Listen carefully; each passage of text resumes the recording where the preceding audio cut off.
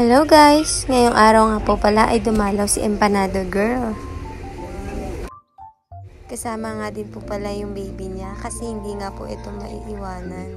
Kahit nga napakalayo niya, ay pinuntahan niya pa din kami. Pero okay lang, next time ako naman yung pupunta sa kanila. Nagkukwentuhan nga lang po kami at pinag-uusapan din nga po pala namin yung binyag. Kung anong magandang team, kung anong pwedeng ihanda. Napakabait nga po pala ni Empanada Girl. Sobrang bait niya po. Bukod sa napakasipag niya, ang bait-bait niya pa. Kaya kung mapapanood mo man to, Empanada Girl, dalhan mo ko lagi ng empanada. Charot. Joke.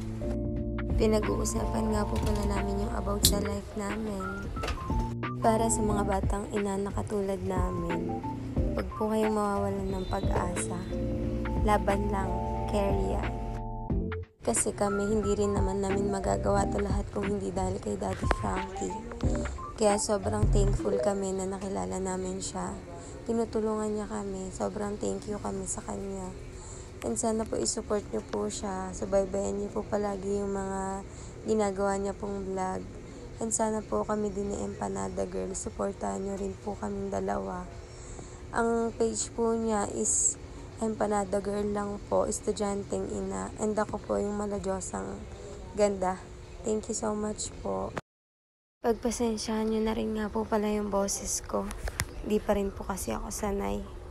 Pero thank you po sa mga sumusubaybay sa amin. Maraming salamat po.